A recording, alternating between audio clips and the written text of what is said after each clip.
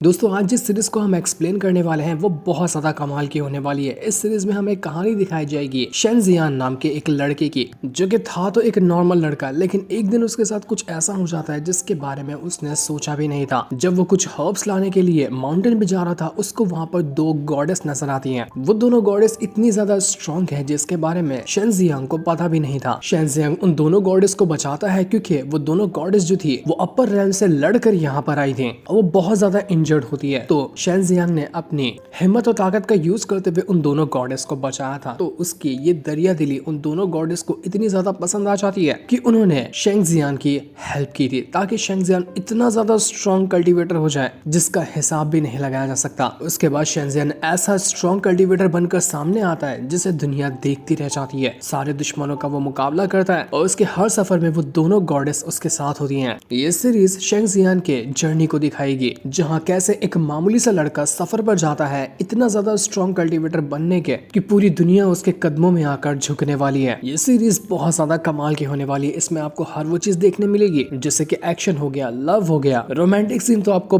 ढेर सारे देखने मिलेंगे और उसके बाद जो भी चीज आप एक सीरीज से देखना चाहते हो ना, वो सब कुछ मिलेगा। तो उम्मीद है ये सीरीज आपको पसंद आएगी, इसलिए हम इस सीरीज को शुरू करने वाले हैं। तो सीरीज की शुरुआत होती है, हमें दिखाया जाता है थर्ड रेल्म का सीन। जैसे अपर रेल्म होता है वहाँ का ये एक रेल्म था और यहाँ पर का माहौल बहुत ज्यादा उथल पुथल से भरा होता है क्योंकि यहाँ पर चल रहा था एक बहुत ही खतरनाक बैटल, जो कि बैटल चल रहा था उन्हीं दोनों गॉडेस का थर्ड रेल्म के जितने भी स्ट्रॉन्ग कल्टीवेटर मास्टर वगैरह है उनके साथ। क्योंकि उन मास्टर के मुताबिक ये दोनों जो गॉडेस हैं वो अपना यिन यांग डिवाइन वेन को एक्टिवेट करना चाहती है, जो कि उनके कल्टीवेशन का कोई स्टेप होगा। लेकिन उस डिवाइन वेन को एक्टिवेट करने के लिए इन दोनों ने किसी तरह की डिमोनिक टेक्निक का यूज किया जो कि हेवन के रूल के खिलाफ होता है। और जब भी कोई हेवन के रूल के खिलाफ जाता है तो उसकी तो वार्ड लगाने के लिए एल्डर वगैरह पहुंच ही जाते हैं। तो इसी वजह से सारे के सारे एल्डर यहाँ पर आए थे ताकि इन दोनों गॉडेस की जान ली जा सके कि आखिर उसने फॉरबिडन टेक्निक का यूज करने की कोशिश कैसे की, जबकि हेवन ने इस टेक्निक का यूज करने के लिए मना कर रखा है। तो यही वजह से वो दोनों गॉडेस अपने आप को बचाते हुए सारे के सारे एल्डर से बचने की कोशिश कर रही थी ताकि जल्द से जल्द वो अपना वो जो डिवाइन वेन है उसको एक्टिवेट कर सके। लेकिन एल्डर वगैरह यहाँ पर रुकने को तैयार ही नहीं थे। एल्डर उन दोनों गॉडेस से कहने लग जाते कि देखो, अगर तुम्हारी वजह से हमारा ये थर्ड रेल्म डिस्ट्रॉय हुआ या इसको कुछ भी नुकसान हुआ ना, तो तुम ऐसा बड़ा अपराध कर दोगी जिसकी तुम्हें माफी भी नहीं मिलेगी। तुम्हें कल्टीवेशन करने से तो रोका ही जाएगा, तुम्हारी जान तक ले ली जाएगी। इसलिए यही मौका है, अपने आप को सरेंडर करो अगर जिंदा देखना चाहती हो तो। लेकिन दोनों गॉडेस कहना शुरू कर देती हैं कि मॉर्टल लोग तुम जैसे लोगों को अपना गॉड बनाते हैं, तुम्हें सबसे ज्यादा स्ट्रॉन्ग समझते हैं, लेकिन ये सबसे गलत बात है क्योंकि तुम जैसा घटिया इंसान कहीं पर भी इस दुनिया में नहीं होगा। तो अगर ये थर्ड रेल्म जब तुम जैसे लोगों से भरा हुआ है तो बेहतर होगा कि ये थर्ड रेल्म डिस्ट्रॉय हो जाए ताकि इसके साथ साथ तुम लोग भी मारे जाओ, क्योंकि हमें तुम जैसे घटिया लोगों से कोई मतलब नहीं है। मतलब साफ था कि ये दोनों गॉडेस यहाँ पर रुकने वाली नहीं है। वो किसी भी हालत में अपनी डिवाइन वेन को हासिल करके रखेगी, चाहे इसके लिए उसको रोकने के लिए कोई भी क्यों ना आ जाए। बैटल देखते ही देखते यहाँ पर बहुत ज्यादा इंटेंस हो चुका था। यहाँ पर कोई भी पीछे हटने को तैयार ही नहीं। इतना ज्यादा स्ट्रॉन्ग से स्ट्रॉन्ग कल्टीवेटर वहां पर आकर पहुंच चुके थे जिनके सामने टिक पाना उन दोनों गॉडेस का बहुत ज्यादा मुश्किल था। उनको बहुत ज्यादा चोट आई हुई होती है, लेकिन फिर भी वो यहाँ पर रुकने को तैयार नहीं थी। उनको पता था कि अगर वो रुकेंगी तो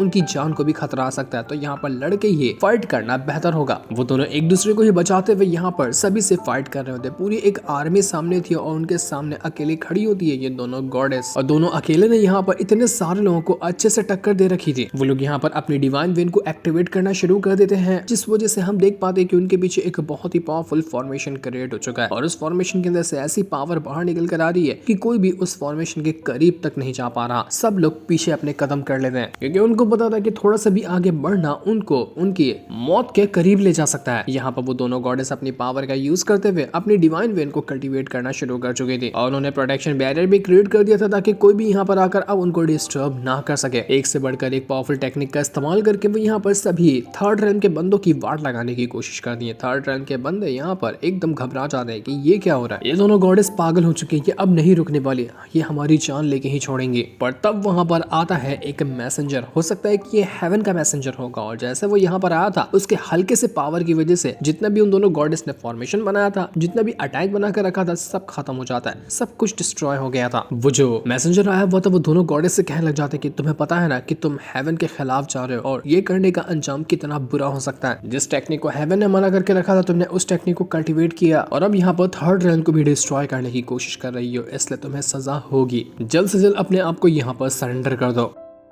लेकिन वो दोनों गॉडेस तो यहाँ पर रुकने का तो यार नहीं थे। वो कहने लग जाती कि तुम्हें क्या लगता है कि तुम हमें यहाँ पर अपने सामने झुका दोगे? क्या हम नहीं जानते कि तुम लोग कितने ज्यादा घटिया हो? तुम लोग कौन से अच्छे इंसान हो जो हम तुम्हारी बात माने? इसलिए हमें जो सही रहेगा हम वही करने वाले हैं। तो मैसेंजर कहने लग जाता है कि ठीक है, तो अब जो मुझे लगेगा मैं वो करने वाला हूँ। इतना कहते साथ ही वो तुरंत अपनी पावर को एक्टिवेट करता है और एक बहुत ही ब्रूटल अटैक देकर मार देता है उन दोनों गॉडेस के ऊपर। यह अटैक इतना ज्यादा स्ट्रॉन्ग था कि अच्छे से अच्छे कल्टिवेटर भी यहाँ पर टिक नहीं पाएगा और उसकी जान चली जाएगी। वो दोनों गॉडेस अपनी पूरी ताकत लगा के इन अटैक को रोकने की कोशिश करती हैं, लेकिन अफसोस की कोई फायदा नहीं होता और ऐसा लग रहा था कि उनकी जान तक चली जाएगी। यहाँ पर वो दोनों अपनी पावर का यूज करते हुए अपने आप को बचाने की कोशिश करती हैं और उन्होंने अपनी पावर का यूज करते हुए एक बहुत ही स्ट्रॉन्ग अटैक बना दिया था ताकि वो उस मैसेंजर के अटैक को रोक सके। लेकिन मैसेंजर का अटैक रोक पाना बहुत ज्यादा मुश्किल था। मैसेंजर अपने अटैक को जैसे स्ट्रॉन्ग बना रहा होता है, आसपास खड़े जितने भी लोग थे उन तक की जान जाने वाली थी सिर्फ उस अटैक के ऑरा से, तो जिसका हिसाब ही लगाना इतना ज्यादा मुश्किल होगा कि वो अटैक था कितना ज्यादा स्ट्रॉन्ग। दोनों गॉडेस ने पूरी जान लगाई थी, लेकिन अफसोस कि यहाँ पर उतना कुछ फायदा होता हुआ नजर नहीं आता। उनके खून की उल्टियां हो रही थी और देखते ही देखते वो सीधा थर्ड रैम से सीधा जमीन पे जाकर गिरने लग जाती है। वो सीधा मॉर्टल रैम की तरफ बढ़ रही थी जहाँ पर इंसान रहते हैं। हालत ऐसी खराब थी कि बताया भी नहीं जा सकता कि क्या ये लोग जिंदा मॉर्टल रैम में जा रहे हैं या फिर मर के जा रही हैं। मैसेंजर जो था वो यहाँ पर थर्ड रैम के जितने भी लोग होते हैं उन सभी से कहने लग जाता है कि देखो ये दोनों ना अभी मॉर्टल रैम में चली गई हैं और मैं इसकी गारंटी दे सकता हूँ कि वहाँ पर वो मरी नहीं होंगी, वो जिंदा होंगी। तुम सबको पता है कि अगर उन्होंने यिन यांग डिवाइन वेन को हासिल कर लिया ना तो कितनी बड़ी मुसीबत आ जाएगी, इसलिए जाओ और उससे वो डिवाइन वेन हासिल करके लाओ, अब चाहे इसके लिए तुम्हें कुछ भी क्यों ना करना पड़े। तो थर्ड रैम के सारे बंदे मैसेंजर से कहने जाते कि ठीक है मास्टर, जैसा आप कहें, हम तुरंत ही उस डिवाइन वेन को लाने की कोशिश करेंगे। तो अब हम यहाँ पर मॉर्टल रैम का सीन देखते हैं जहाँ पर इंसान रहते हैं और यहाँ हमें एक पहाड़ी को दिखाया जाता है जो कि बहुत ज्यादा खतरनाक लग रही थी। इतना खतरनाक एटमॉस्फेयर होता है यहाँ का कि देख कर ही रूह कांप जाए। और ऐसी खतरनाक पहाड़ी के ऊपर एक बंदा होता है जो वहां से नीचे उतरने की कोशिश कर रहा था। इस बंदे का नाम था शेन जियांग और यही हमारी इस सीरीज का मेन कैरेक्टर है। बहुत लाजवाब बंदा है, जैसे आप सीरीज आगे देखते जाओगे ना आपको बहुत फनी और काफी कमाल का ये बंदा लगेगा। शेन जियांग जो था वो यहाँ से पहाड़ी के नीचे उतर रहा था ये कहते हुए कि मुझे आज किसी भी हालत में ना हेल गैनोडोर्मा चाहिए। ये गैनोडोर्मा एक हर्ब होता है जो कि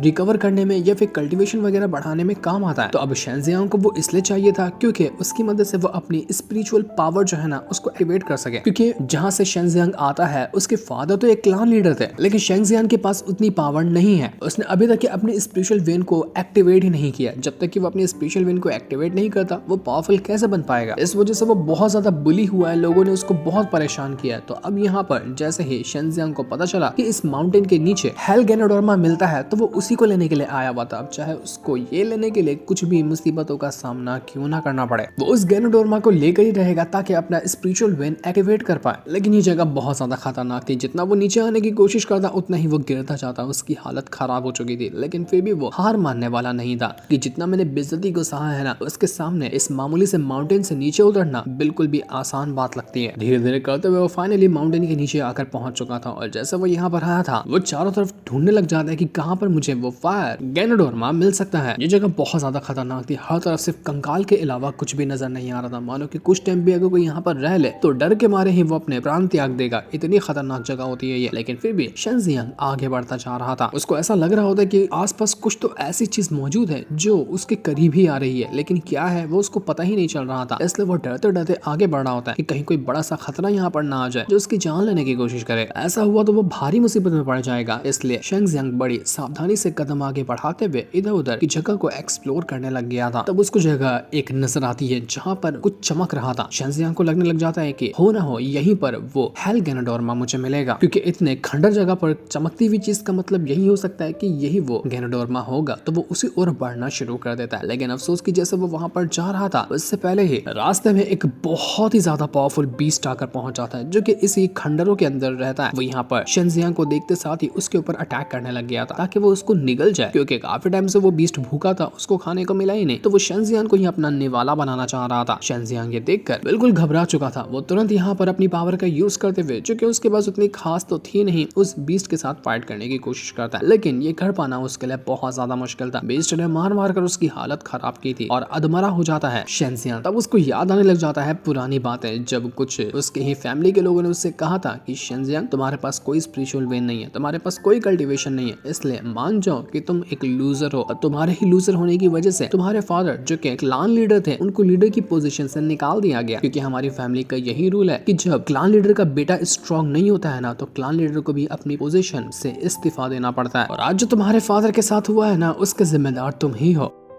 शेंजियांग को बहुत ज्यादा गुस्सा आ रहा था कि नहीं, मैं लूजर नहीं हूँ, मैं दुनिया को साबित करके दिखाऊंगा कि मैं इतना ज्यादा स्ट्रांग हूँ ना कि पूरी दुनिया मेरे सामने झुकेगी। मैं किसी भी हालत में वो गैनोडोर माँ हासिल करके रहूंगा। तभी वो बीस्ट वहां पर दोबारा से आ जाता है, जो कि शेंजियांग को मारने की कोशिश कर रहा था। शेंजियांग अपनी पावर का यूज करते हुए इधर उधर भाग रहा होता है। वो अपनी स्वॉर्ड लिए हुए था और उसकी मदद से वो अटैक करता, तो कभी अपने आप को बचाने की कोशिश करता। लेकिन देखते ही देखते वो एक खाई के पास आकर पहुंच जाता है, जिसके नीचे गिरते साथ ही लावे से इंसान जल जाएगा। लेकिन शेंजियांग के दिल में यही बात चल रही थी कि मैं बोझ नहीं बन सकता अपनी फैमिली के ऊपर, मैं अपने फादर का नाम नीचे नहीं कर सकता, इसलिए मैं वो गैनोडोर्मा हासिल करके रहूंगा ताकि मैं अपने स्पिरिचुअल वेन्स को एक्टिवेट कर सकूं। वो सीधा पूरी जान लगाते हुए जो खाई होती है लावे से भरी हुई, उसको क्रॉस करने की कोशिश करता है, क्योंकि उसके दूसरी तरफ ही वो गैनोडोर्मा मौजूद है। पीछे वो बीस्ट भी आ चुका था, लेकिन शेंजियांग तुरंत ही एक पहाड़ का टुकड़ा तोड़ता है और वो सीधा गिरा देता है उस बीस्ट के ऊपर, जिस वजह से वो बीस्ट सीधा लावे के अंदर जाकर गिर चुका था। और तब तक ये शेंजियांग जो था वो खाई के दूसरी ओर आ जाता है, जहाँ पर सामने ही उसके गैनोडोर्मा मौजूद है। शेंजियांग की खुशी का ठिकाना नहीं था कि फाइनली मेरी मेहनत रंग लाती हुई नजर आ रही है, अब मैं फाइनली जाकर गैनोडोर्मा हासिल कर लूंगा। वो जल्दी जल्दी उस ओर बढ़ना शुरू कर देता है जहाँ पर वो गैनोडोर्मा मौजूद है। और जैसा उसने सोचा था, सच में वहाँ पर वो गैनोडोर्मा होता है, जो कि बहुत ज्यादा मिस्टीरियस पावर से भरा हुआ था। और यही वो है जो कि शेंजियांग की स्पिरिचुअल वेन को एक्टिवेट कर सकता है, उसको स्ट्रॉन्ग बना सकता है। आज फाइनली शेंजियांग की मेहनत कामयाब रही थी, लेकिन तभी वहाँ पर वो बीस्ट दोबारा से आ जाता है, क्योंकि उसको लावे से जलने के बाद भी कुछ नहीं हुआ। वो दोबारा से शेंजियांग के पीछे पड़ चुका था। शेंजियांग गैनोडोर्मा लिए हुए वहां से भाग रहा होता है ताकि किसी भी हालत में अपनी जान बचा सके, लेकिन वो बीस्ट उसको छोड़ने वाला नहीं था। वो उसके पीछे पड़ चुका था ताकि किसी भी हालत में वो उसको रोक सके। दोनों के बीच में एक कमाल का बैटल शुरू हो जाता है, लेकिन शेंजियांग एक छोटे से गुफा के अंदर घुस गया था, जहाँ पर वो बीस्ट आ ही नहीं पाता। तो अब यहाँ से शेंजियांग को आगे बढ़ने का रास्ता मिल जाता है, लेकिन जैसे वो आगे बढ़ रहा था, वो आगे खाई को देख नहीं पाता और सीधा एक खाई के नीचे जा गिरता है। कुछ देर बेहोश रहने के बाद जब उसको वहां पर होश आता है और जब वो जमीन को देखता है, वो हैरान रह जाता है कि भाई साहब, मैं किस चीज के ऊपर आके गिरा हूँ। इतना ऊंचाई से गिरने के बाद भी मुझे कुछ हुआ नहीं। जब वो देखता है कि वो किस चीज के ऊपर गिरा है, तो वो भी थोड़ा सा शर्मा जाता है कि तभी तो इतनी ऊंचाई से गिरने के बाद मुझे कुछ हुआ नहीं और मैं बच गया, क्योंकि वहां पर एक लड़की लेटी हुई थी, उसी के ऊपर वो गिर गया था। और ये वही गॉडेस होती है जो कि थर्ड रेल्म से यहाँ पर गिरी थी। शेंजियांग को लगता है कि ये माउंटेन जो है इतनी खतरनाक जगह, यहाँ पर ये लड़की क्या कर रही है, क्या ये जिंदा भी है या मर गई। वो जैसे उसको चेक करने की कोशिश करता है कि उसके अंदर सांसें चल रही है या नहीं चल रही, कि वो लड़की तुरंत जाग जाती है और उसके ऊपर अटैक कर देती है कि नालायक कहीं के, तेरी हिम्मत कैसे हुई जो तूने मुझे छूने की कोशिश की। बेचारा शेंजियांग अभी तो बीच से फाइट करके आया था, उसकी हालत पहले से खराब थी। अब यहाँ पर उस लड़की के अटैक करने की वजह से उसकी हालत और ज्यादा खराब हो जाती है। शेंजियांग समझ चुका था कि ये लड़की कोई मामूली लड़की नहीं है, क्योंकि इसका ऑरा ही इतना स्ट्रॉन्ग है कि मैं 10 कदम दूर जाकर फेंका गया इसके ऑरा से। लेकिन वो लड़की कुछ ज्यादा कुछ कर नहीं पाती और वहां पर बेहोश हो जाती है, क्योंकि वो अभी इंजर्ड ही थी, क्योंकि थर्ड फिल्म से ज्यादा जमीन पे गिरी थी, तो हालत थोड़ी ना उसकी ठीक होने वाली थी। तब शेंजियांग को वहां पर वो दूसरी वाली भी गॉडेस नजर आती है, क्योंकि दोनों के दोनों यहीं पर आकर गिरे थे। शेंजियांग कंफ्यूज था कि यार यहाँ पर चल क्या रहा है, इतने खंडर में ये दो लड़कियां क्या कर रही हैं। तो दूसरी वाली जो लड़की थी वो कहने लग जाती है कि देखो यंग मैन, घबराने की जरूरत नहीं है, हम लोग बुरे लोग नहीं है, हम तुम्हें नुकसान नहीं पहुंचाना चाहते हैं। वो अपना उसको नाम भी बताती है, जहाँ पर हमें पता चलता है कि जो लाल कपड़ा पहनी हुई है इसका नाम है मियाओ, और वो जो ब्लू कपड़ा पहनी हुई है उसका नाम है यूयू। थोड़ा अजीब सा और थोड़ा क्यूट सा नाम था। तो यूयू कहने लग जाती है कि देखो हम लोग बुरे नहीं है, किसी को बिना मतलब के मारते नहीं है, लेकिन कोई हमें छूने की कोशिश करेगा तो उसको दफन कर देंगे, पता भी नहीं चलेगा। तो मियाओ जो थी वो कहने लग जाती है कि जरा तुम अपने बारे में बताओगे कि तुम हो कौन, तुम यहाँ पर क्या करने के लिए आए हो। अगर तुम्हारा इरादा कुछ गलत था तो हम तुम्हें मार डालेंगे, लेकिन अगर सही था तो हम तुम्हें छोड़ देंगे। तो शेंजियांग कहने लग जाते कि देखो मेरा नाम शेंजियांग है, मैं इस माउंटेन के अंदर आया था कुछ हर्ब्स वगैरह कलेक्ट करने के लिए, और मुझे लगता है कि मैं हर्ब्स को ढूंढते ढूंढते ना गलत जगह पर आ गया जहाँ पर आप दोनों रहती हैं, तो प्लीज मुझे माफ कर देना, मेरा यहाँ पर आने का ऐसा कोई इरादा नहीं था, अब मैं चलता हूँ यहाँ से। तो मियाओ कहने लग जाती कि ठीक है, हमने तुम्हारी बात के ऊपर भरोसा कर लिया, हम तुम्हें कुछ भी नहीं करेंगे, क्योंकि तुम शरीफ और अच्छे इंसान लग रहे हो, तो अब तुम यहाँ से जा सकते हो। जैसे ही शेंजियांग वहां से जा रहा था, यूयू थी उसको पता चलता है कि इसके पास तो हेल गैनोडोर्मा है, अगर हम उसका यूज कर लेना तो हमारी जितनी भी चोटें हैं वो रिकवर हो जाएंगे। तो वो मियाओ से कहने लग जाती है कि देखो हमें इस लड़के को ना मार डालना चाहिए और इससे हम वो गैनोडोर्मा हासिल कर लेंगे। लेकिन मियाओ कहती है कि देखो मास्टर ने हमें कहा था ना कि अगर हम कभी भी मॉर्टल रेल्म के अंदर जाते हैं तो यहाँ पर बिना मतलब के किसी चीज से पंगा नहीं लेना है। तुम फिक्र क्यों करती हो, मेरे पास ट्रिक है ना, ऐसा ट्रिक चलाऊंगी कि यहाँ पर ये शेंजियन खुद ही हमें गैनोडोर्मा देने के लिए तैयार हो जाएगा। शेंजियन कहने लग जाता है कि वैसे आप दोनों हो कौन और यहाँ पर क्या कर रही तो मियाओ कहने लग जाती है कि हम लोग ना बहुत दूर से यहाँ पर अपनी जान बचाते हुए आए हैं। तुम हमें देख ही सकते हो कि हमें कितनी ज्यादा चोटें लगी है, हमें इतनी तकलीफ हो रही है ना कि लगता है कि हम लोग यहाँ पर ज्यादा टाइम तक के सर्वाइव ही नहीं कर पाएंगे, हमारी जान तक जा सकती है, हमारा हाल बेहाल है, हमें कुछ तो चाहिए जिससे हम अपने आप को रिकवर कर सकें। मियाओ यूयू को भी इशारा करते हुए कहने लग जाती कि तुम भी नाटक करो ना कि तुम्हें बहुत ज्यादा तकलीफ हो रही है, वरना शेंजियन को हमारी बातों पे भरोसा नहीं होगा। तो ये सुनते साथ ही यूयू सीधा बेहोश होने का नाटक कर लेती कि आय हाय मैं मर गई, मुझे इतनी तकलीफ हो रही है, कोई मुझे बचाओ। शेंजियन कहने लग जाते कि अच्छा हुआ कि मेरे पास ना कुछ रिकवरी पिल है, मैं वो आप लोगों को दे सकता हूँ, इसकी मदद से आप अपने आप को रिकवर कर लेना। तो मियाओ कहने लग जाती कि ये रिकवरी पिल तो बड़ी मामूली सी है, ये उतना कुछ खास नहीं कर पाएगी, हमारी चोटें देख रहे हो ना कितनी ज्यादा खतरनाक है, हमें तो खून की उल्टियां हो रही है, हमें कुछ और अच्छा चाहिए जो हमें रिकवर कर सके, वरना लगता है कि तुम हमें आखिरी बार देख रहे हो, कुछ ही मिनट के अंदर हम मर जाने वाले हैं। बेचारा शेंजियन एकदम घबरा चुका था कि नहीं यार ये क्या हो गया, इनकी हालत तो बड़ी खराब है, अब मेरे पास कुछ और है तो नहीं सिवाय हेल गैनोडोर्मा के, लेकिन अगर मैंने इनको ये दे दिया इनको रिकवर करने के लिए तो मैं अपनी स्पिरिट को अवेक कैसे कर पाऊंगा, मेरी स्पेशल पावर तो अवेक ही नहीं होगी और इतनी मेहनत से मैं यहाँ पर आया हूँ, गैनोडोर्मा को हासिल किया, सारी की सारी मेहनत ऐसे ही वेस्ट चली जाएगी। वो बिल्कुल कंफ्यूज था कि मुझे अब यहाँ पर क्या करना चाहिए। तो थोड़ी देर सोचने के बाद वो कहना चाहता है कि चलो भाड़ में गया ये गैनोडोर्मा, मैं इसके बगैर भी अपने स्पेशल वेन्स को एक्टिवेट कर लूंगा, मैं कोई लूजर नहीं हूँ। तो वो तुरंत ही यहाँ पर उन दोनों के पास आता है और उनको वो हेल गैनोडोर्मा देते हुए कहते हैं कि देखो मेरे पास ये है, क्या ये काम आ जाएगा तुम्हें रिकवर करने के लिए। तो मियाओ तो ये देखकर बहुत ज्यादा खुश हो चुकी थी क्योंकि उसका प्लान काम कर गया और शेंजियन ने खुद ही ये गैनोडोर्मा उन लोगों को दे दिया। तो अब जैसे ये उनको मिलता है उनकी खुशी का ठिकाना नहीं रहता, वो तुरंत यहाँ पर अपनी पावर का यूज करते हुए गैनोडोर्मा की पावर को आपस में मर्ज करना शुरू कर देती है ताकि वो दोनों खुद को रिकवर कर सके। बेचारा शेंजियन खाली बैठा हुआ था, मेहनत उसके लिए फायदा इन दोनों का हो रहा था, लेकिन वो खुश था कि चलो कुछ तो फायदा हुआ इन दोनों का।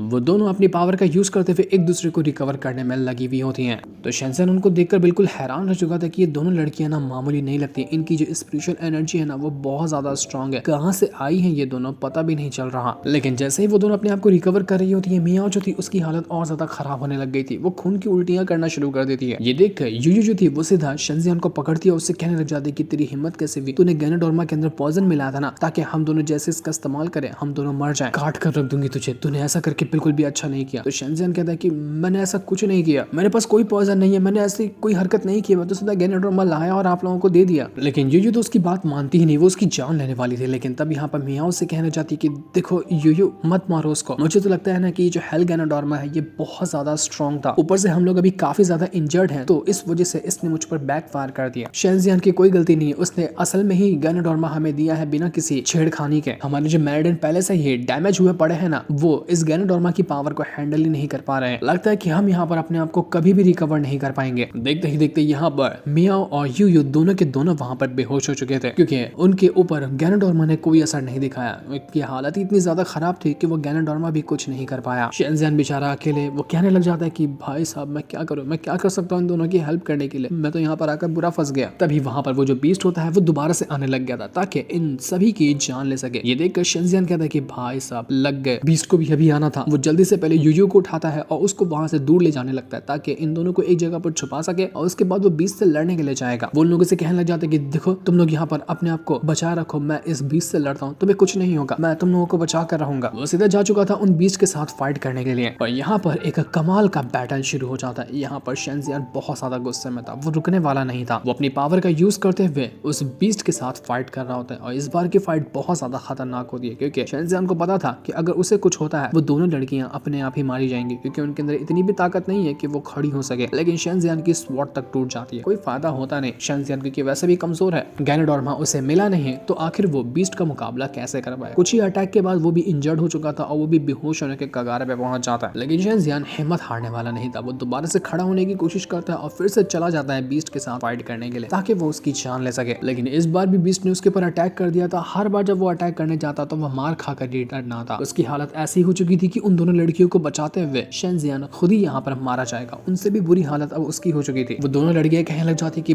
पागल हो क्या, मत करो ये, हमारे लिए अपनी जान खतरे में क्यों डाल रहे हो, छोड़ दो उसको और भाग जाओ यहाँ से। लेकिन शेंजियान वहां से जाने को तैयार नहीं था। तो मियाओ जो थी वो यूयू से कहने लग जाती कि अगर हमने अभी कुछ नहीं किया ना तो हम दोनों यहाँ पर मर जाएंगे, साथ ही साथ शेंजियान भी मर जाएगा। हमारे इतने सालों की कल्टीवेशन सब कुछ बर्बाद होने वाली है, लेकिन हम नहीं चाहते कि ये सब कुछ ऐसे बर्बाद हो जाए। तब हम देख पाते हैं कि वहां पर एक अजीब सा ऑरा फैला है, क्योंकि ये ऑरा था उन दोनों ही गॉडेस का। वो दोनों गॉडेस यहाँ पर शेंजियान से कहना चाहती कि शेंजियान तुम्हारी किस्मत बहुत अच्छी है, तुम अभी ना एक ऐसा गिफ्ट हासिल करने वाले हो जिसके बारे में तुमने कभी सपने में भी नहीं सोचा होगा। यूयू जो थी वो डिमोनिक आर्ट को ज्यादातर कल्टीवेट करती थी, तो वो कहने लग जाती कि मैं डिमोनिक आर्ट की एक सुप्रीम कल्टीवेटर हूँ। और वो मियाओ जो थी वो इमॉर्टल आर्ट को ज्यादातर प्रैक्टिस करती थी और उसमें वो सॉवरेन रैल्म पर थी, मतलब कि वो इमॉर्टल आर्ट की भी एक सुप्रीम कल्टीवेटर है। ये दोनों अपनी ब्लड पावर को मिला रहे होते हैं शेंजियान के साथ।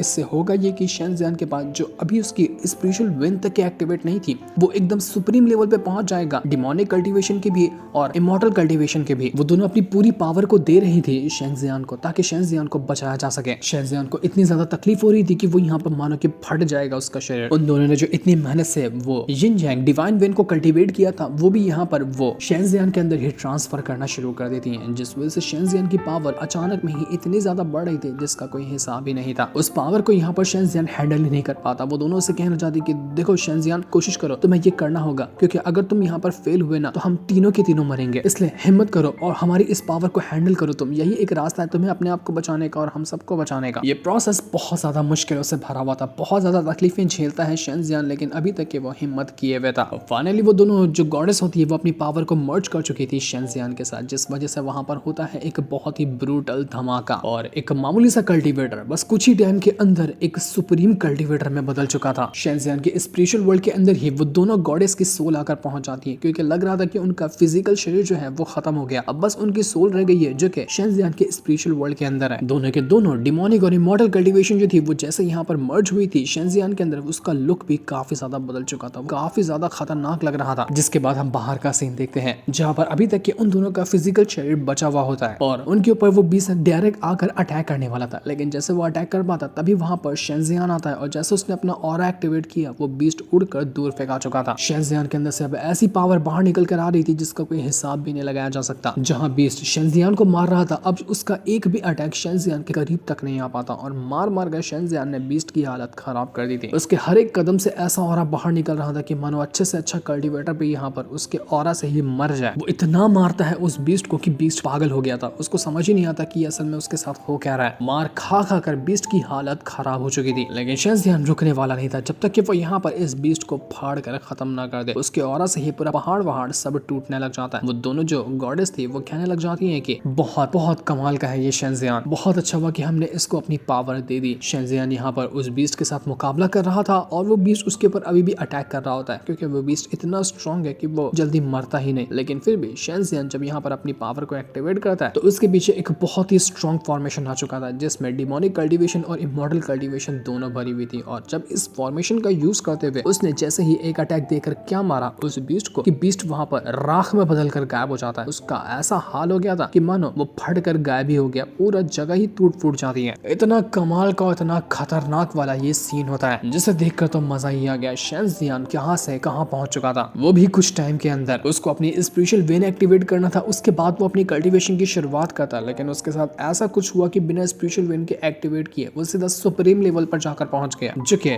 बहुत ही कमाल की बात थी। अब हम कुछ टाइम बाद का सीन देखते हैं जहां पर शेंजियान को होश आता है, क्योंकि वो इतना लंबी नींद में सो चुका था ये होने के बाद कि उसको बहुत देर बाद ही होश आया। जैसे उसको होश आया था वो अपने कमरे में होता है जहां पर वो दोनों के दोनों जो गॉडेस थी उसके पास ही होती हैं। मियाओ कहने लग जाती कि हमने ही तुम्हें बचाया है और तुम्हें यहाँ पर लेकर आए हैं, डरो मत, हम यहाँ पर तुम्हारी इज्जत लूटने के लिए तुम्हें नहीं बुलाया, तुमने हमारी जान बचाई थी इसलिए हमने तुम्हें बचाकर यहाँ पर लेकर आया। शेंजियान कहने लग जाता है कि असल में कल रात हुआ क्या था, मुझे तो असल रहा है कि कुछ याद ही नहीं कि मेरे साथ हुआ क्या। अपनी याददाश्त में लग रहा है कमजोर कर चुका हूँ। तो मियाओ कहती है कि जरा अपनी कल्टीवेशन पावर को चेक करके तो देखो, तुम्हें मजा आ जाएगा। तो जैसे यहाँ पर शेंजियान ये करता है, वो देख पाता है कि उसकी स्पेशल वेन एक्टिवेट है, उसके पास ऐसी पावर है कि जिसके बारे में उसने खुद सोचा नहीं था। वो बिल्कुल दंग रह चुका था कि भाई साहब ये क्या हुआ मेरे साथ, मेरे अंदर इतनी ज्यादा पावर कैसे आई, क्योंकि कल रात जो हुआ था वो उसको एकदम भुला ही चुका था। क्योंकि अचानक में किसी के साथ भी ऐसा होगा तो उसको याद ही नहीं रहेगा, उसको तो लगेगा कि इसने सपना देखा। पर जब उसने यहाँ पर चेक किया कि उसके पास सच में पावर आ चुकी है, तब उसको लगा कि जो कल रात हुआ था वो सपना नहीं था बल्कि वो सच्चाई थी। मियाओ कहना चाहते कि हमने अपनी स्पेशल विन को तुम्हारे अंदर ट्रांसफर किया, तभी जाकर तुम अपनी पावर को महसूस कर पा रहे हो। तो शेंजियान कहना चाहते कि आखिर तुम दोनों हो कौन, तुम इस दुनिया की तो नहीं लगती, कहाँ से आई हो तुम दोनों। तो वो दोनों कहना चाहते कि हम मार्शल वर्ल्ड से आए हैं, जिसे थर्ड रेल्म भी कहा जाता है, लेकिन तुम ना अभी उसको नहीं समझोगे कि वो चीज क्या है। जैसे जैसे तुम आगे बढ़ते जाओगे ना, तुम्हें पता चल जाएगा कि वो जगह क्या होती है। तो ये सुनकर शेंजियान कहना चाहता है कि तुम लोग मार्शल वर्ल्ड से आए हो क्या, जैसे वो अपर रेल्म होता है। मैंने तो सुना है कि मॉर्टल वगैरह लोग अपर रेल्म में नहीं जा सकते और अपर रेल्म के लोग यहाँ पर नहीं आ सकते, तो तुम लोग कैसे आ गए। तो ये सुनकर वो दोनों अपनी पावर को एक्टिवेट करते हुए शेंजियान को धमकाने लग जाते हैं। देखो हम कहाँ से भी आए हैं, हमारा पास्ट क्या है, तुम ना ये किसी को नहीं बताओगे ना तो ही बेहतर है। किसी को बताने की कोशिश की तो तुम्हें बहुत पिटाई होगी तुम्हारी। तो शेंजियान सोचने लग जाता है कि बात तो सही है, क्या पता मैं इनके बारे में किसी को बता दूं और कोई इनको नुकसान पहुंचाने की कोशिश करे तो इन लोगों ने मेरी जान बचाई, ये बेहतर होगा जैसे ये कहते हैं ना, मुझे वही करना चाहिए। तो वो उन दोनों का थैंक यू कहना चाहते हैं कि आपका बहुत बहुत शुक्रिया, जो आप लोगों ने मेरी जान बचाई, मैं आपका ये एहसान कभी नहीं भूलूंगा, और जो आपने मुझसे कहा है सीक्रेट रखने के लिए, मैं हमेशा उसको सीक्रेट ही बना कर रहूंगा। तो मियाओ कह जाती कि शाबाश, गुड बॉय, आज से ना हम लोग तुम्हारे साथ यहीं पे रहने वाले हैं, तुम्हारे ही घर के अंदर। शेंजियान हैरान हो जाती कि क्या सच में ऐसा ही होगा क्या। तो मियाओ कहने जाती कि देखो हमने तुम्हें अपनी डिवाइन वेन दी है, तुम्हारी इतनी हेल्प की, तो तुम्हारा फर्ज बनता है ना कि तुम हमारी जिम्मेदारी उठाओ, तुम्हें हमारी जिम्मेदारी उठानी पड़ेगी अब। तो शेंजियान कहता है कि देखो ऐसी बात तो नहीं है, लेकिन मैं अपने फादर को, अपने घर वाले को कहाँ बताऊंगा कि मैं 2 लड़कियों को घर पे ले आया, वो तो मुझे मार मार कर मुझे सुझा देंगे। लेकिन उसकी बात को इग्नोर करके वो दोनों लड़कियां वहां से जाने लग जाती है और कहती है कि हम दोनों जा रही है नहाने के लिए, क्या तुम्हें भी आना है क्या, इसलिए चुपचाप वहीं पे खड़े रहो। वो दोनों शेंजियान के ही बाथरूम में जाकर नहाना शुरू कर चुकी थी। शेंजियान वहीं पे खड़े खड़े बिल्कुल शर्मा रहा होता है कि यार क्या करूं मैं यहाँ पे। वो दोनों एक दूसरे के ऊपर भी साबुन लगाकर एक दूसरे को नहला रही थी। वहां शेंजियान कह रहा था कि यार तुम लोगों को जल्दी करनी होगी, अगर किसी ने यहाँ पर तुम लोगों को देख लिया ना तो मेरे तो लग जाएंगे, इससे जल्दी अपना नहा वहा कर बाहर निकलो, किसी ने देखा ना तो मैं शर्म से पानी पानी हो जाऊंगा कि किसको मैं यहाँ पर ले आया। और जिस चीज का बेचारे शेंजियान को डर लग रहा था वही चीज हो जाती है। कोई उसके दरवाजे पे दस्तक देता है। शेंजियान कहता है कि अरे ये तो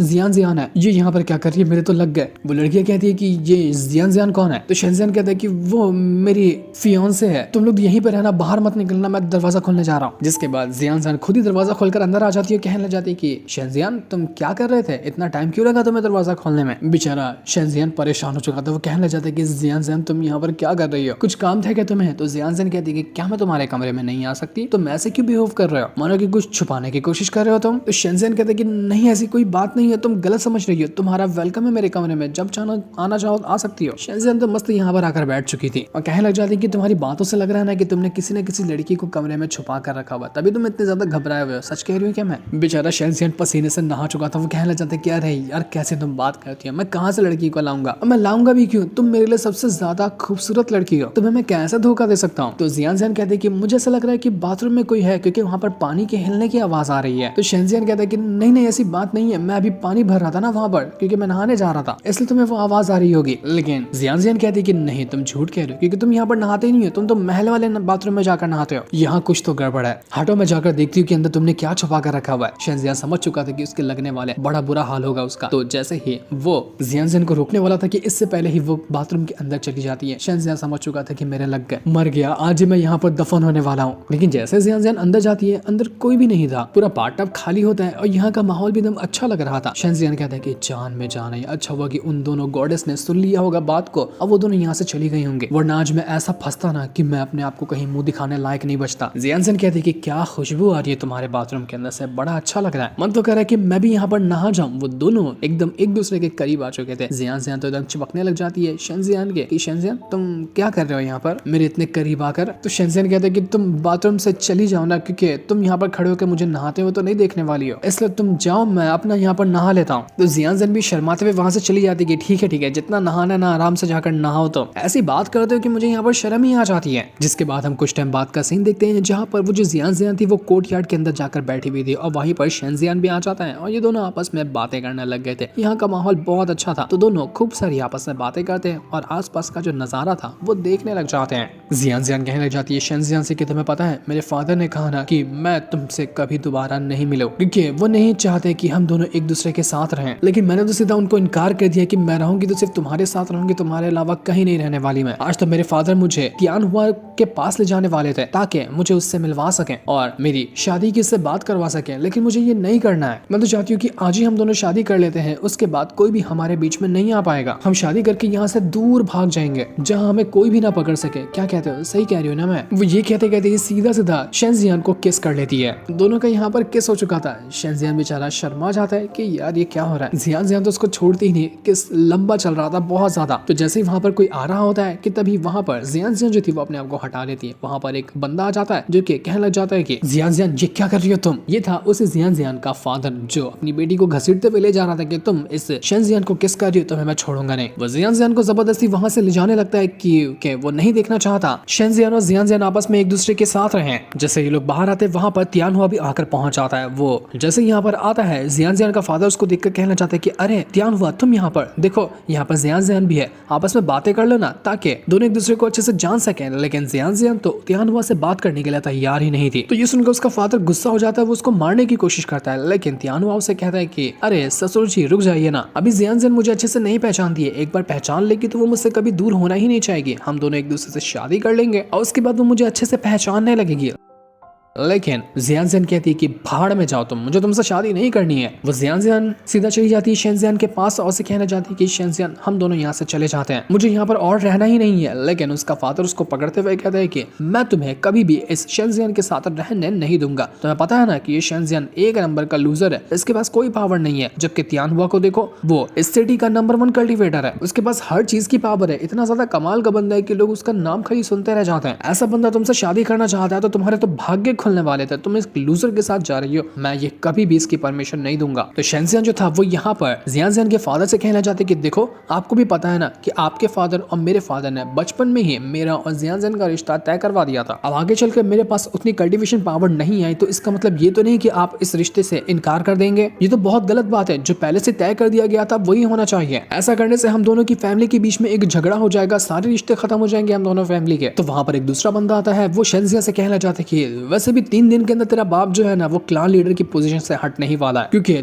उसने तेरे जैसा लूजर को जो पैदा किया और तू लूजर होने के बावजूद भी हमें यहाँ पर धमकाने की कोशिश कर रहा है कि अगर तेरे से रिश्ता तोड़ लिया जाता है जियान जियान का तो तू फैमिली के रिश्ते तोड़ने की बात कर रहा है, तो हमारा कुछ उखाड़ पाएगा क्या? कुछ नहीं कर सकता, हम जो चाहे वो करेंगे। तभी वहां पर शेंजियान के फादर भी आकर पहुंच जाते हैं। वो कहने लग जाते हैं कि देखो ये मैटर ना जियान जियान और शेंजियान के बीच का है, वो दोनों एक दूसरे को पसंद करते हैं, तो तुम लोगों को बीच में कुछ करने की जरूरत नहीं है। शेंजियान के फादर जियान जियान के फादर से कहना चाहते हैं कि क्या तुम आज सच में जो एंगेजमेंट पहले से हो चुकी है उसको तोड़ना चाहते हो, हाँ या ना में मुझे इसका जवाब चाहिए। तो जियान जियान का फादर कहता है कि मैंने कहाँ सोच कर रखा था कि तेरा बेटा बड़ा होने के बाद इतना बड़ा लूजर निकलेगा, पता होता तो मैं कभी भी बचपन में एंगेजमेंट करवाता ही नहीं। मेरी मथी मारी गई थी, क्या खराब किस्मत निकली है मेरी। तेरे फैमिली में शादी करके मेरी बेटी का क्या फ्यूचर रह जाएगा, उसकी जिंदगी बर्बाद हो जाएगी, इसलिए मुझे नहीं करनी है ये शादी, अपना कहीं और बंदोबस्त ढूंढ लेना तू। तो शेंजियान कहना चाहता है कि अगर मैं यहाँ पर अपना स्पिरिचुअल वेन एक्टिवेट कर लूं, मैं अपने आप को स्ट्रॉन्ग बना सकूं, तो क्या तुम मेरी शादी को जियान जियान के साथ कंफर्म करवा दोगे? तुम्हें बस यही चाहिए ना कि मैं यहाँ पर स्ट्रॉन्ग रहूं, तो देखो मैं तुम्हें दिखाता हूँ। वो तुरंत यहाँ पर अपनी पावर को एक्टिवेट करता है और जैसे उसने अपनी पावर को एक्टिवेट किया था ऐसा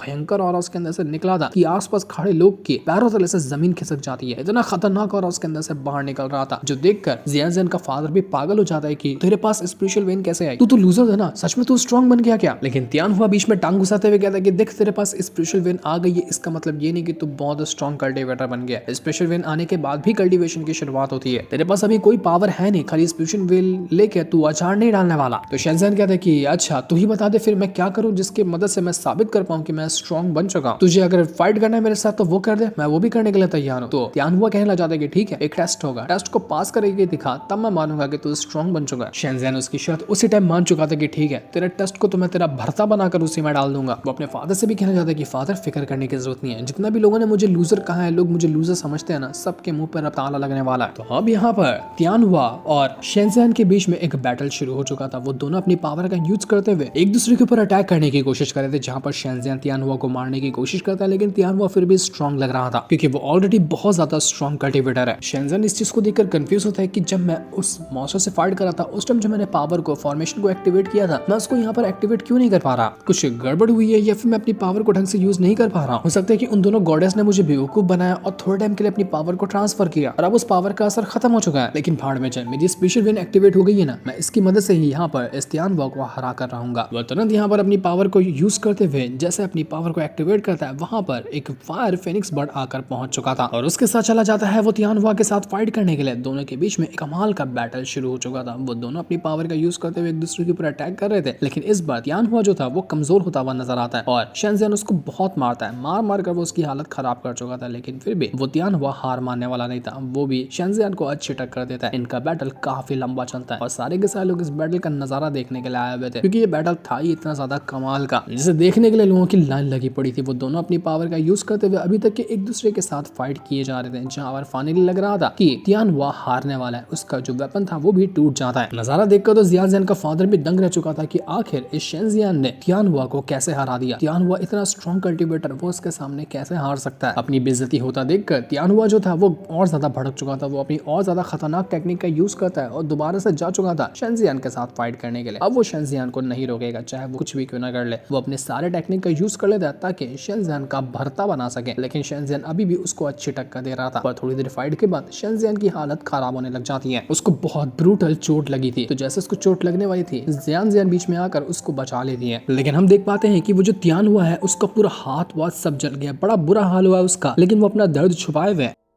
मतलब साफ था कि शेंजियान का अटैक उसको बहुत ब्रूटल तरीके से लगा है, पर वो अपनी हार सभी को, अपना रोता हुआ चेहरा किसी को दिखाना नहीं चाह रहा था। जियान का फादर समझ चुका था कि देखो यहाँ पर तियानहुआ जीता ना, मुझे लगा ही था कि तियानहुआ जीतेगा। शेंजियान के पास थोड़ी बहुत पावर आ गई है, लेकिन अभी भी वो तियानहुआ के मुकाबले का नहीं है। लेकिन तियानहुआ कुछ कहे बगैर वहां से जा चुका था। जियान का फादर कंफ्यूज कि वो अब क्या करे, क्या तियानहुआ को रोके, उसको जियान के हवाले कर दे, या जियान जैसा चाहती है शेंजियान के रहना, वो उसके साथ ही रहना, उसको छोड़ दे। वो बीच में कंफ्यूज हो चुका था, उसको समझ ही नहीं आ रहा कि मैं क्या करूं। शेंजियान के फादर उससे कहना चाहते कि बेटे तुम्हें ये स्पिरिचुअल विन कहाँ से मिली, कैसे तुमने इसको एक्टिवेट किया, तुमने मुझे बिल्कुल इंप्रेस कर दिया, बहुत ज्यादा मैं खुश हूँ तुम्हारे लिए। शेंजियान भी कहते कि मुझे वो हेल गैनाडोर्मा मिला था, उसकी मदद से मैंने ये करके दिखाया है। जियान तो बिल्कुल शर्मा चुकी थी और वो बहुत खुश भी होती है और खुश के साथ वो वहां से जा चुकी थी क्योंकि उसको पता था कि अब यहाँ पर उसका और शेंजियान का रिश्ता कोई नहीं रोक सकता। शेंजियान अपने फादर से कहना चाहते कि फादर क्या सच में आपके लीडर की पोजीशन छिन जाने वाली है, क्या आप लीडर की पोजीशन से हट जाएंगे? तो यहाँ पर उसके फादर कहना चाहते हैं कि देखो 3 दिन के अंदर ना एक ग्रैंड कॉम्पिटिशन होने वाला है, उस कंपटीशन के बाद ही डिसाइड होगा कि क्या मेरी लीडर की पोजीशन बरकरार रहती है या नहीं रह पाती है। लेकिन फिक्र मत करो, मैं पूरी कोशिश करूंगा ताकि हमारी लीडर की पोजीशन बरकरार रहे। दूसरी तरफ तियानहुआ जो था उसका इलाज किया जा रहा था क्योंकि उसका हाथ जल चुका था, तो उसको रिकवर कर रहा जा रहा था।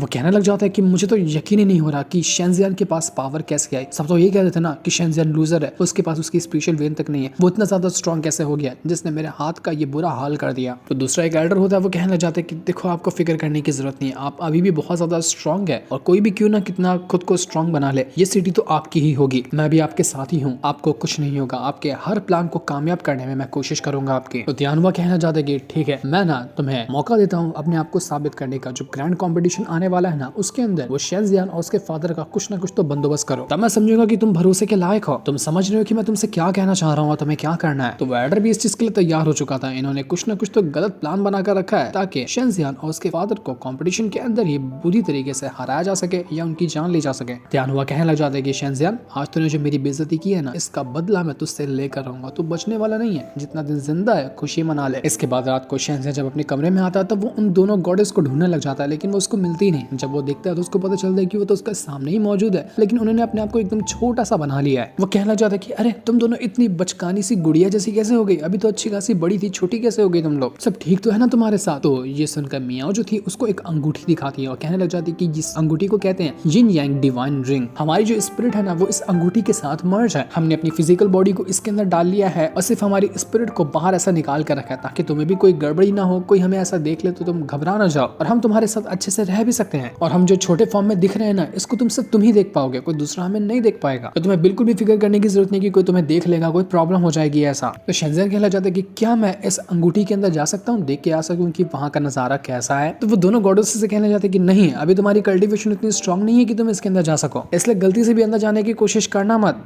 तुम्हारा भी कल्टीवेशन लेवल सिर्फ मॉडल मार्शल रैम के 3rd लेवल पर ही है। तो शेंजियान कहना चाहते हैं कि अच्छा सच में मेरा लेवल ब्रेक थ्रू है क्या, मुझे तो पता ही नहीं था कि मैं कौन से लेवल पर हूँ। इस तरह से आपने मेरा ब्रेक थ्रू करवा दिया कि मुझे इसके बारे में कुछ पता ही नहीं चला। वो दोनों गॉडेस से कहना चाहती कि देखो, हमने जो अपनी डिवाइन वेन तुम्हें दी है ना, इसको बर्बाद मत करना, अपने आप को स्ट्रांग बनाना, अच्छे से ट्रेनिंग करना ताकि तुम खुद को बहुत ज्यादा पावरफुल बना सको, जब तक कि तुम हमारा कॉन्ट्रैक्ट पूरा नहीं करते। शेंजियान कहता है कि कॉन्ट्रैक्ट, कैसा कॉन्ट्रैक्ट? तो उसको याद आता है कि जब उन दोनों गॉडेस ने उसके अंदर ब्लड पावर को डाला था तब उसने उससे कहा था कि देखो, हमें ना 3 जिंदगी के हिसाब से कल्टीवेशन करना है, शरीर एक होगा लेकिन कल्टीवेशन 3 हिसाब की करनी होगी। मतलब शेंजियान को बहुत ज्यादा मेहनत करनी पड़ेगी। गॉडेस उसे कहना चाहती कि देखो, घबराने की जरूरत नहीं, क्योंकि तुमने पहले ही वो ब्लड कॉन्ट्रैक्ट साइन कर दिया है, तभी जाकर हमने तुम्हें अपनी पावर दी थी। आज के बाद से ना हम तीनों समझो कि एक शरीर हो चुके हैं, तुम हमें कभी भी अपने आप से अलग कर ही नहीं सकते। एक शरीर और 3 जान हो चुके हैं हम, तुम्हें हमारी भी कल्टीवेशन को वापस से रिकवर करना होगा। ऐसे फोकट के अंदर हमने थोड़ी ना अपनी डिवाइन वेन को तुम्हें दे दिया है, तुम अपने आप को स्ट्रॉन्ग बनाओ, हमें भी यहाँ पर रिकवर करो। तो शेंजियान कहने लग जाता है कि मैं क्या करूं, मुझे तो ढंग से कुछ समझ ही नहीं आ रहा। तो गॉडेस कहना चाहती कि देखो, जब तुम निर्वाणा रैल्म पे पहुंचोगे ना, तो उसके बाद हम बताएंगे कि तुम कैसे हमें रिकवर कर सकते हो। पहले तो तुम अपने आप को ही स्ट्रॉन्ग बना लो, बहुत बड़ी बात है। तो शेंजियान कहता है कि आप लोगों को लगता है कि मैं ये कर पाऊंगा,